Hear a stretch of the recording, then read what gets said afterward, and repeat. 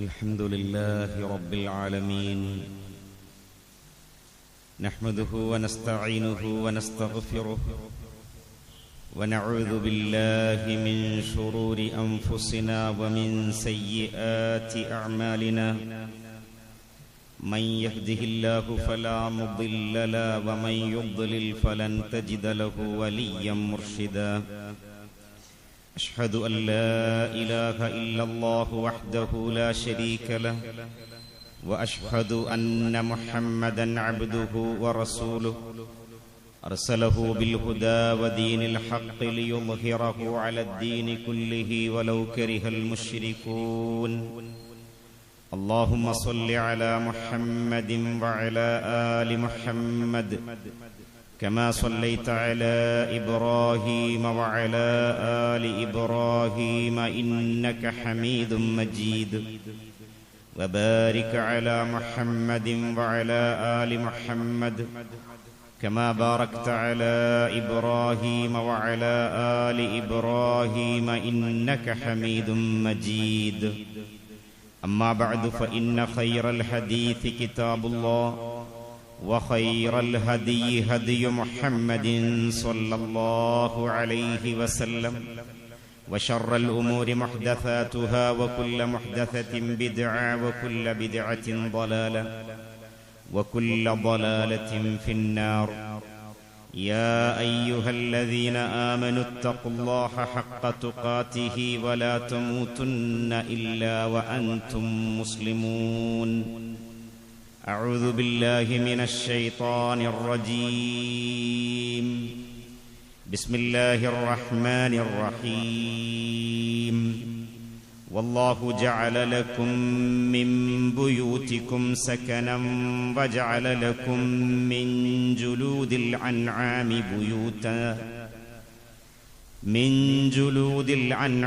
بيوتا تستخفونها يوم ظعنكم ويوم إقامتكم ومن أصوافها وأوبارها وأشعارها أثاثا ومتاعا إلى حين. ബഹുമാന്യരായ സത്യവിശ്വാസി വിശ്വാസിനികളെ, സഹോദരന്മാരെ, സഹോദരികളെ, സ്രഷ്ടാവും പരിപാലകനുമായ അള്ളാഹുവിൻ്റെ ദീനിന്റെ വിധിവിലക്കുകൾക്ക് കീഴ്പ്പെട്ടും അനുസരിച്ചും നമ്മുടെ ജീവിതത്തെ ചിട്ടപ്പെടുത്താൻ നമുക്കെല്ലാവർക്കും ബാധ്യതയുണ്ട് എന്ന് ആമുഖമായി ഓർമ്മിപ്പിക്കുകയാണ്.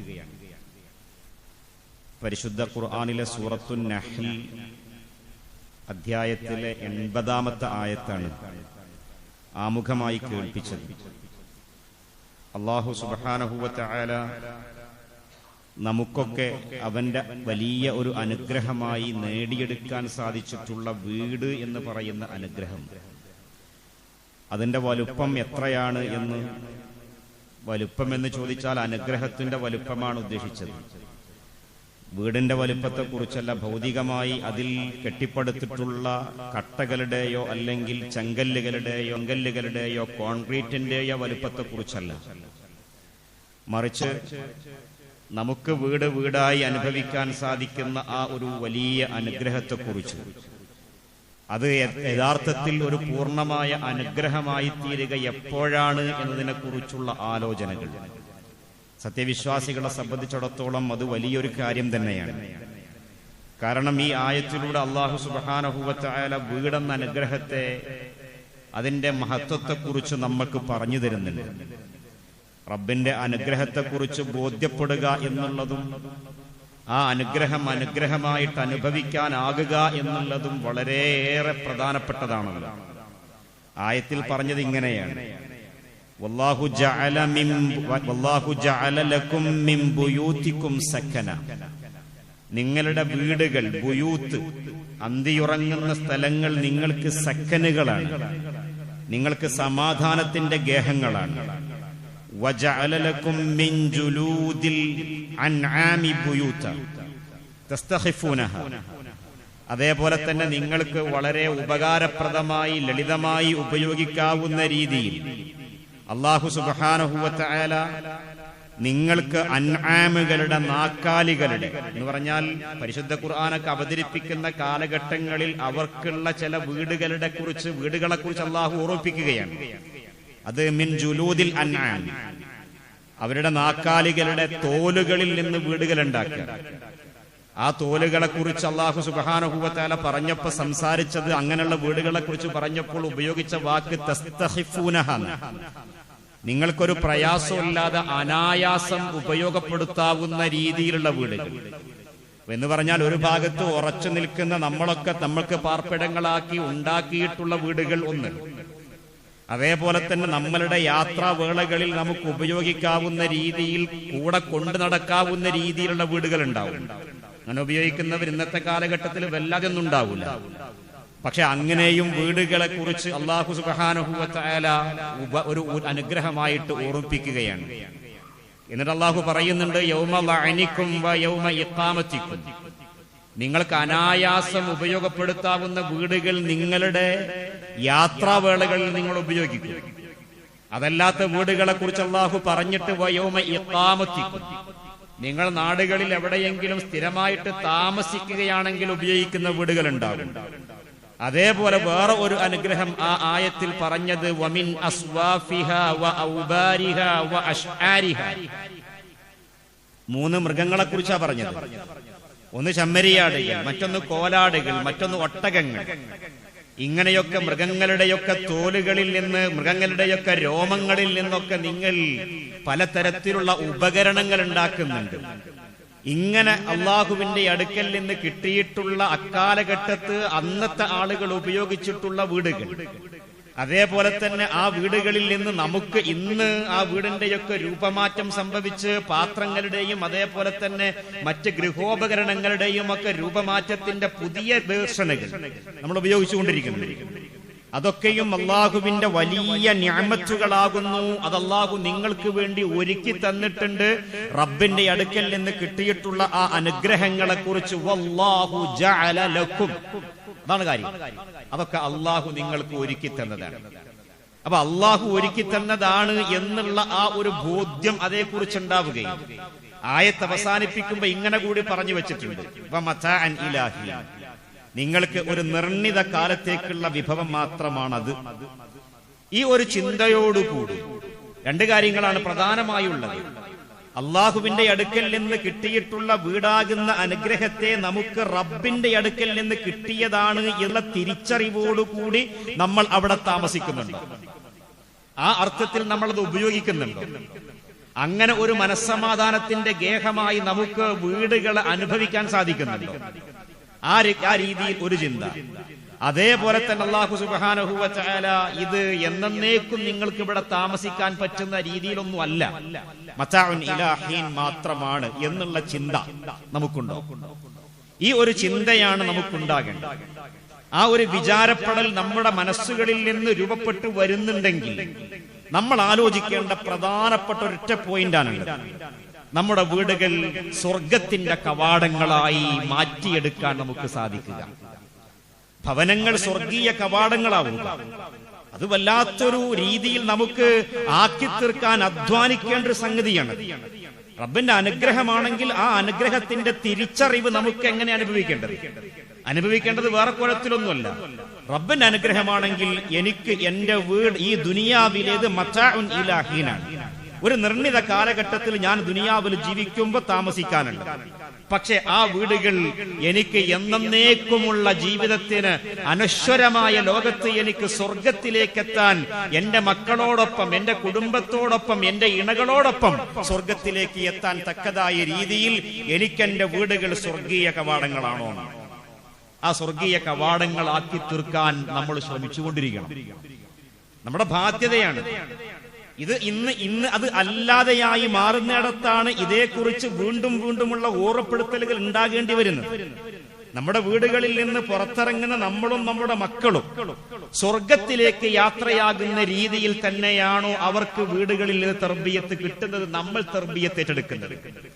അത് അല്ലാതെയായി മാറുന്നു.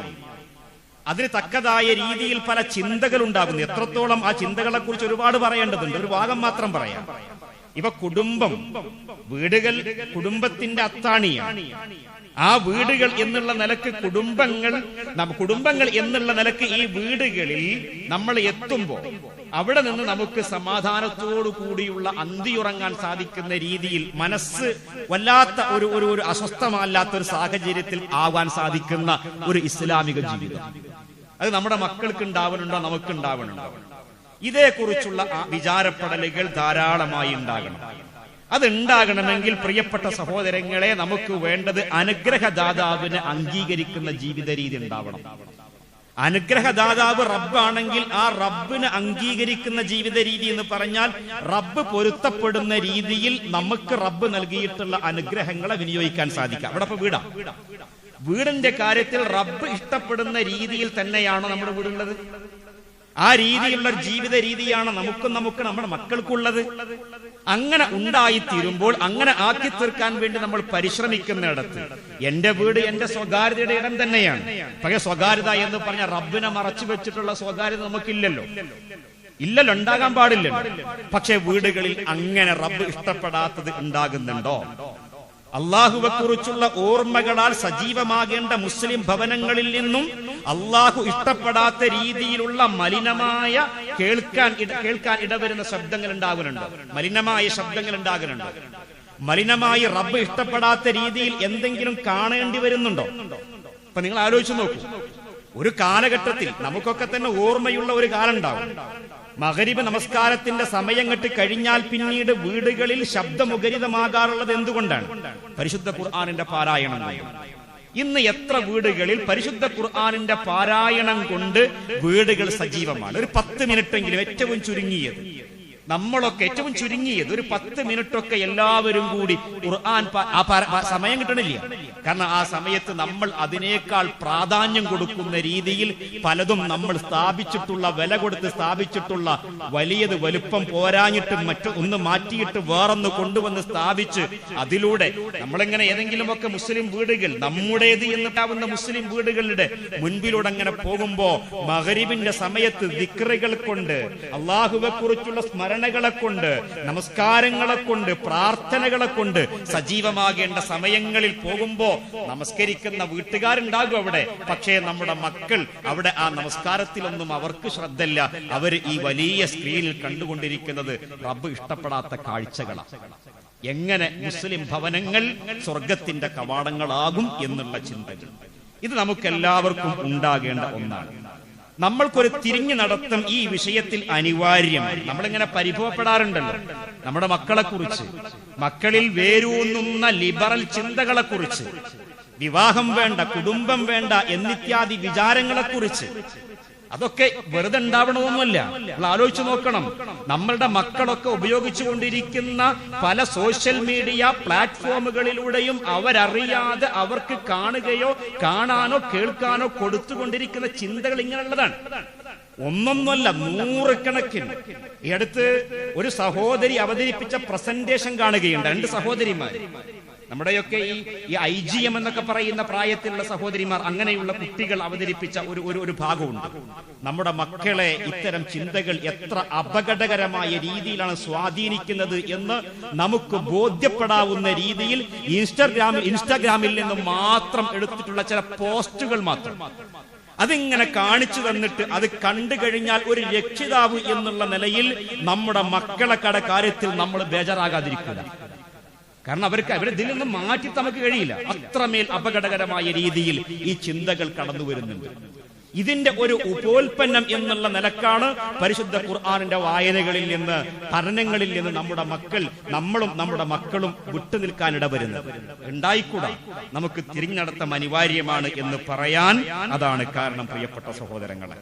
അതുകൊണ്ട് നമ്മൾ അറിയണം, നമ്മുടെ ഈ അവസ്ഥ മനസ്സിലാക്കി അതിനെക്കുറിച്ച് പരിശോധിച്ച് നന്മയും മനസ്സമാധാനവും ആശ്വാസവും ലഭ്യമാകുന്ന ഇടങ്ങളായിക്കൊണ്ട് നമ്മുടെ വീടുകൾ നമുക്ക് അനുഭവേദ്യമാവുകയും അവസാനം നാളെ പരലോകത്തെത്തുമ്പോൾ ഞാനും ആ വീട്ടിൽ താമസിച്ചവരും നമ്മളും നമ്മുടെ വീട്ടിൽ താമസിച്ചവരും സ്വർഗത്തിന്റെ അഖിലുകാരാണ്.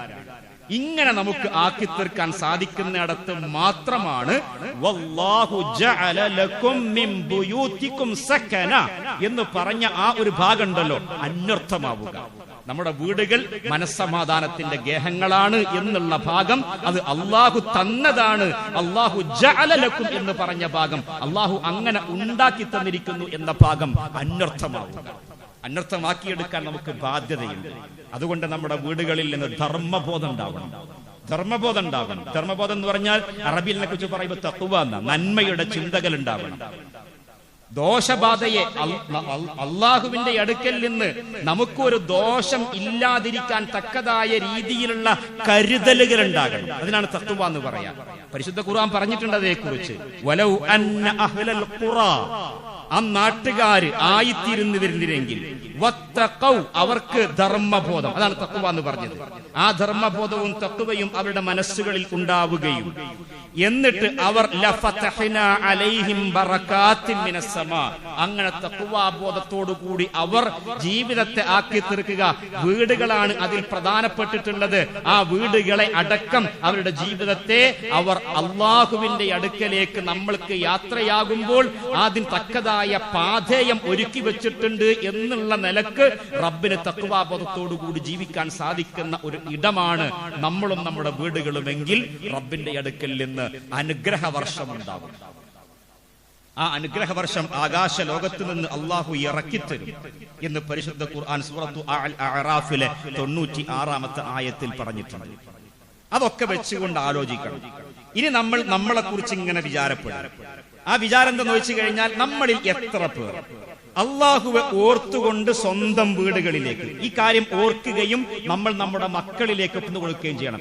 ഓർത്തുകൊണ്ട് ഇത് എന്റെ റബ്ബ് തന്നിട്ടുള്ള നിഅമത്താണ്, എന്റെ അധ്വാനം ഇതിൽ ഒരു നിമിത്തം മാത്രമാണ്, ഞാൻ സമ്പാദിച്ചത് ഒരു നിമിത്തം മാത്രമാണ്, അതിന് ഉദവി നൽകിയത് എന്റെ റബ്ബ് മാത്രമാണ് എന്ന് നന്ദി ബോധത്തിന്റെ ഒരു ചെറിയ ലാഞ്ചനയുള്ള മനസ്സെങ്കിലും ഉണ്ടെങ്കിൽ, പ്രിയപ്പെട്ട സഹോദരങ്ങളെ, നമ്മൾ ആലോചിക്കണം. നമ്മുടെ വീടുകളിലേക്ക് കയറി ചെല്ലുമ്പോൾ റബ്ബിനെ ഓർത്ത് ബിസ്മില്ലാ എന്ന് ചൊല്ലിക്കൊണ്ട്, അതെങ്കിലും ബിസ്മില്ലാ എന്ന് ചൊല്ലിക്കൊണ്ട് നമുക്ക് നമ്മുടെ വീടുകളിലേക്ക് കയറിയിരിക്കാൻ സാധിക്കുന്നുണ്ട്. നമ്മൾ എത്ര പേർ ശ്രമിച്ചിട്ടുണ്ട്? ആലോചിക്കണം. ഇല്ല എങ്കിൽ നമ്മൾക്ക് മാറ്റം വരണം. കാരണം ഈ ആയത്ത് നമ്മളത് പഠിപ്പിക്കുന്നുണ്ട്. ഈ ഒരു സംസാരമല്ല വിഷയം. നമ്മൾ ഓർക്കണം, പരിശുദ്ധ ഖുർആന്റെ ആയത്ത് നമ്മുടെ ഭവനങ്ങളെ റബ്ബ് തന്ന നിഅമത്തുകളെ വലിയ നിഅമത്തായിട്ട് വല്ലാഹു ജഅല ലക്കും, അല്ലാഹുവാണ് ഉണ്ടാക്കി തന്നത് പറഞ്ഞിട്ടുണ്ട്. എങ്കിൽ ആ അനുഗ്രഹദാതാവിനെ ഓർക്കാതെ അതിൽ നിന്ന് ഇറങ്ങാനോ അതിലേക്ക് കയറാനോ സാധിക്കരുത്. നമുക്ക് റബ്ബിനെ ഓർത്തുകൊണ്ടേ നമുക്കതിൽ ആകേണ്ടതുണ്ട്. അങ്ങനെ പാടുള്ളൂ. മക്കളെയും പഠിപ്പിച്ചു കൊടുക്കണം. നമുക്കതിന് ബാധ്യതയുണ്ട്. അതിന്റെയൊക്കെ ഗുണങ്ങൾ ഹദീസുകളിൽ ഒരുപാട് വന്നിട്ടുണ്ട്. പ്രധാനപ്പെട്ടത്, ഒരാൾ റബ്ബ് തന്ന ഈ അനുഗ്രഹത്തെ ഓർത്തുകൊണ്ട് ഭവനങ്ങളിലേക്ക് പ്രവേശിക്കുമ്പോൾ അവർക്ക് കിട്ടുന്നത് പിശാച് അവന്റെ അന്നങ്ങളിൽ നിന്ന്, അന്നം കഴിക്കുമ്പോഴും ഭക്ഷണം കഴിക്കുമ്പോഴും വീട്ടിലേക്ക് പ്രവേശിക്കുമ്പോഴും അവൻ റബ്ബിനെ ഓർത്ത് ബിസ്മില്ല ചൊല്ലി ആ വീട്ടിലേക്ക് പ്രവേശിക്കുകയാണെങ്കിൽ ആ വീട്ടിൽ നിന്ന് പിശാചിന്റെ പൈശാചികമായ ചിന്തകളിൽ നിന്ന് അവർക്ക് അകലാൻ സാധിക്കും. അങ്ങനെ പറഞ്ഞാൽ മതി. പൈശാചികമായ വിചാരങ്ങൾ അകലാൻ സാധിക്കും. അവൻ ഭക്ഷണം കഴിക്കുന്ന ഇടത്ത് നിന്ന് പിശാച് അതിൽ പങ്കെടുക്കുക എന്ന് പറഞ്ഞാൽ പൈശാചികമായ ഇടപെടലുകളോ ചിന്തകളോ ഇല്ലാതെ റബ്ബിനെ ഓർത്തുകൊണ്ട് അക്കാര്യം നിർവഹിക്കാൻ സാധിക്കുന്ന ഈമാൻ അവർക്ക് കിട്ടും എന്നുള്ള ഒരു ചിന്ത നമുക്ക് ഓരോരുത്തർക്കും ഉണ്ടാകണം. ആ വിഷയത്തിൽ ഹദീസുകൾ വന്നിട്ടുണ്ട്. നമ്മൾ കേൾക്കേണ്ടതും പഠിക്കേണ്ടതുമായ ഹദീസുകൾ തന്നെയാണ്. ഇൻഷാ അല്ലാഹ് ആ ഭാഗം ആ രീതിയിൽ മാത്രമായി കൊണ്ട് വേറെ അവതരിപ്പിക്കേണ്ടതുമുണ്ട്, മനസ്സിലാക്കേണ്ടതുമുണ്ട്. ഒരൊറ്റ കാര്യം പറയാം.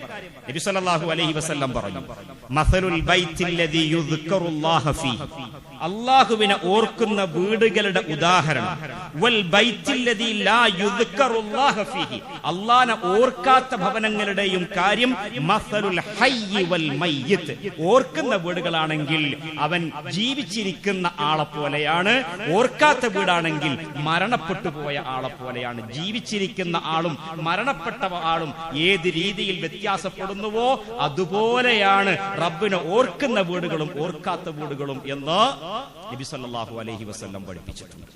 നമ്മൾ ആലോചിക്കണം, റബ്ബിനെ ഓർക്കാനുള്ള സമയങ്ങളും സന്ദർഭങ്ങളും സൗകര്യങ്ങളും ആണോ കൂടുതൽ വീടുകളിൽ? അതല്ല, അതൊക്കെ വളരെ കുറവും ബാക്കിയുള്ളതിനൊക്കെ ഒരുപാടും ചാൻസുകളാണോ ഉള്ളത് എന്ന് ആലോചിച്ചിട്ട് നമ്മൾക്ക് മാറ്റങ്ങൾ വരുത്തേണ്ട കാര്യങ്ങളിൽ മാറ്റം വരുത്തണം. പരിശുദ്ധ ഖുർആനിന്റെ പാരായണം പറഞ്ഞത്, പ്രിയപ്പെട്ട സഹോദരങ്ങളെ, തിരിച്ചു പിടിക്കണം നമ്മൾ കഴിഞ്ഞു പോയ ഭൂതകാലത്ത്.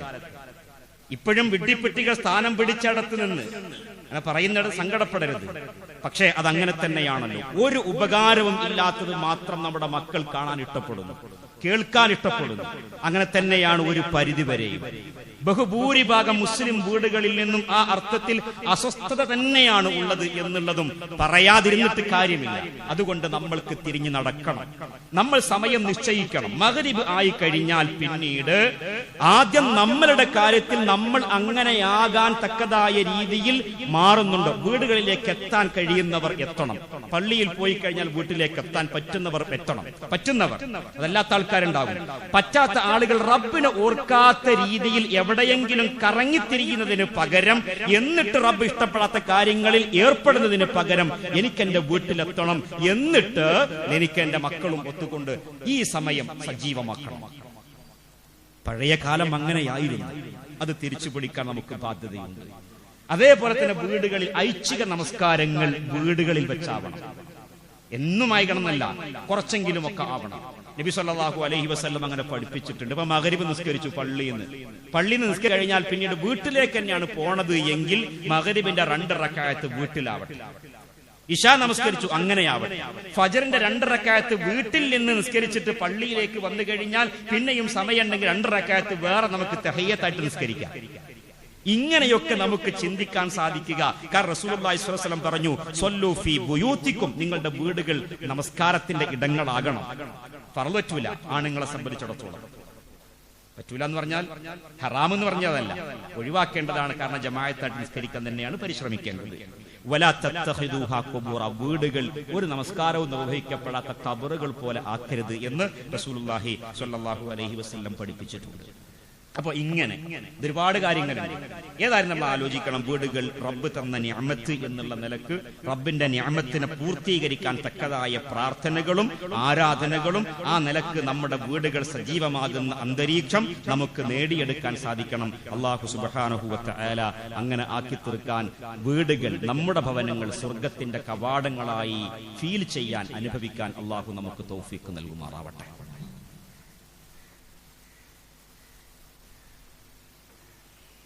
الحمدلله رب العالمين والعاقبة للمتقين ولا عدوان إلا على الظالمين وصلى الله وسلم على نبينا محمد وآله وصحبه أجمعين أما بعد.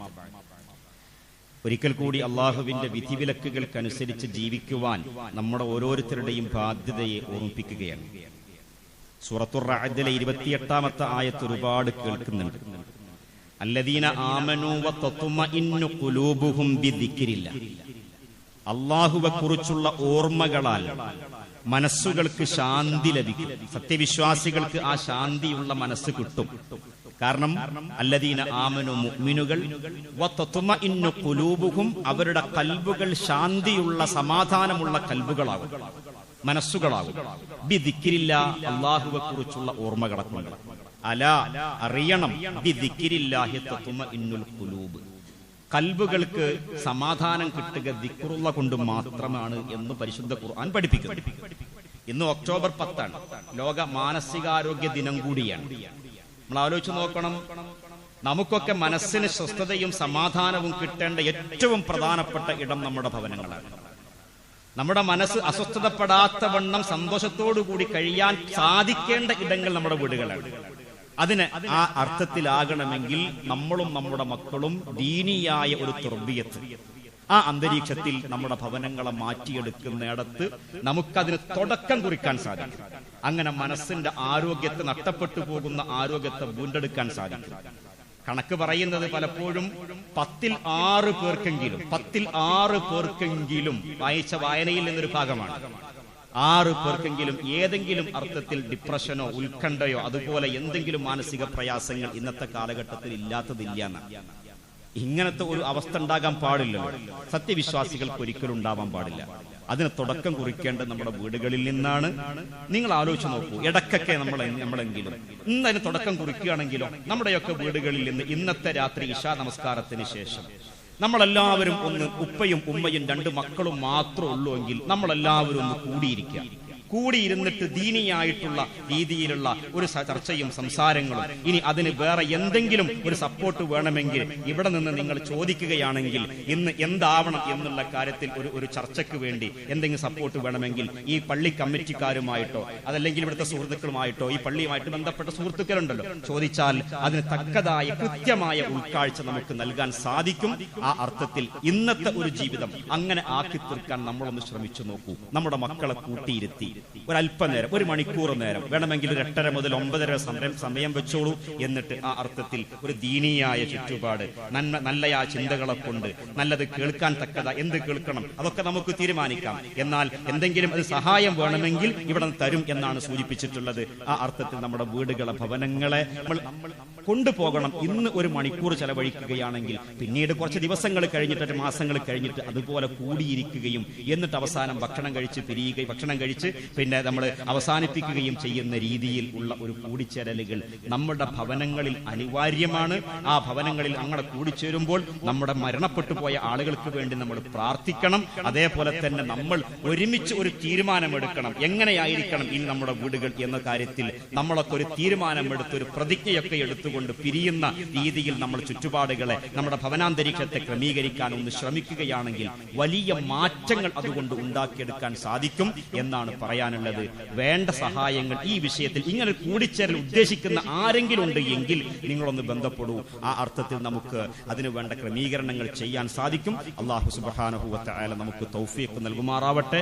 അല്ലാഹുമ്മ ഗ്ഫിർ ലിൽ മുഅ്മിനീന വൽ മുഅ്മിനാത്ത് വൽ മുസ്ലിമീന വൽ മുസ്ലിമാത്ത് അൽ അഹ്യാഇ മിൻഹും വൽ അംവാത്ത് ഇന്നക മുജീബുദ് ദഅവാതി യാ ഖാദിൽ ഹാജാത്ത്. അല്ലാഹുമ്മ അജിർനാ മിനൻ നാർ, അല്ലാഹുമ്മ അജിർനാ മിനൻ നാർ, അല്ലാഹുമ്മ അജിർനാ മിനൻ നാർ. റബ്ബനാ ഗ്ഫിർ ലനാ ദുനൂബനാ വകഫിർ അന്നാ സയ്യിആതിനാ വതവഫനാ മഅൽ അബ്റാർ. റബ്ബനാ ളലംനാ അൻഫുസനാ വഇൻ ലം തഗ്ഫിർ ലനാ വതർഹംനാ ലനകൂനന്ന മിനൽ ഖാസിരീൻ. റബ്ബനാ ആതിനാ ഫിദ് ദുനിയാ ഹസന വഫിൽ ആഖിറതി ഹസനതൻ വഖിനാ അദാബൻ നാർ. റബ്ബനാ തഖബ്ബൽ മിന്നാ ഇന്നക അൻതസ് സമീഉൽ അലീം വതുബ് അലൈനാ ഇന്നക അൻതത് തവ്വാബുർ റഹീം വഗ്ഫിർ ലനാ യാ ഗാഫിറൽ മുദ്നിബീന വൽഹംദുലില്ലാഹി റബ്ബിൽ ആലമീൻ വസലാമുൻ അലൽ മുർസലീൻ.